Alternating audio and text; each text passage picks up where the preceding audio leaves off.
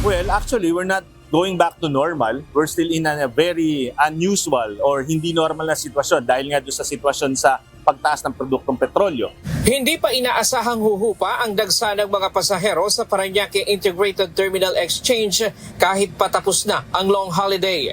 Ayon kay Jason Salvador, head ng Corporate Affairs, dahil sa patuloy na pagtaas ng produktong petrolyo, pinipili na ng marami ang mag-commute na lamang sa halip na magdala ng sariling sasakyan. Relatively mas mataas talaga ngayon. Malaki yung nilundag natin, no, as compared to last year. Well, ang malaking contributing factor dyan talaga yung pagtaas ng presyo ng produktong petrolyo. No? Nakita natin na mas marami nag-compute ngayon kaysa dati. No? Mas makakatipid siguro kung magpupubliko sa sasakyanan sila.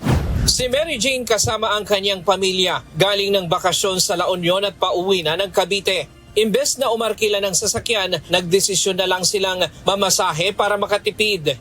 Mas mura, ang laki ng tinipid. Kesa magbaban ka ng 45,000 o ang rent ng 2 days. Mura lang dati, nasa 20 lang. Doble kasi taas ng gasolina, di ba? Kapansin-pansin din ang mas mataas na bilang ng mga pasahero ngayong long holiday kumpara noong 2025. Base sa datos ng PITX, nasa 2,657,810 ang foot traffic mula March 22 hanggang April 5. Bukod pa rito ang naitalang bilang ngayong araw. Samantalang nasa 2,587,307 naman ang passenger count noong nakaraang taon.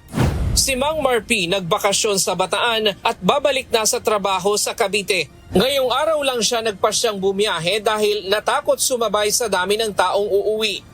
Ngayon, Lunes pala, Lunes, di ba? Dapat ngayon ang pasok. Hindi ako pumasok. Kasi nga yung inisip ko, baka magkasabay-sabay yung pasero. Kaya ngayon na lang. Ngayong araw inaasahang aabot pa sa 190,000 ang dadaang pasahero dito sa PITX. Ito ang mga nagbakasyon sa Metro Manila na uuwi ng probinsya at mga umuwi ng probinsya na babalik ng Maynila. Sa mga susunod na araw, makikita pa rin natin pataas ng pataas yung ating mga commuters. No? Ito yung mga umuwi sa karating na probinsya katulad ng Cavite, Laguna, Batangas, no, na naghahanap buhay naman sa Metro Manila. So nakikita natin na tataas pa rin yan. Kaya yun naman yung talagang ating pinaghahandaan. Kasi importante na may maghatid sa kanila, sa kanila mga papasukan at ganoon din pauwi sa kanilang mga bahay. Samantala, kung sulit ang biyahe ng mga bus, matumal naman ang mga tumatangkilik sa motorcycle taxis na nag-aabang ng pasahero sa PITX. So far yung kita ngayon sir, parang medyo bumaba talaga dahil sa taas ng gas namin. Dati-rati, tamang-tamang pang pamilya lang. Ngayon, hanggang sa makakain na lang talaga. Hirap na sa pambayad ng bahay, kuryente, tubig. Kumunti-kunti na sir kasi tulad nito, holiday season, pamilya-pamilya yung bumubugso ng mga pasahero, hindi namin maisakay agad. Kasi kailangan nila buo silang makasakay. Ryan Lacanlale, UNTV News and Rescue.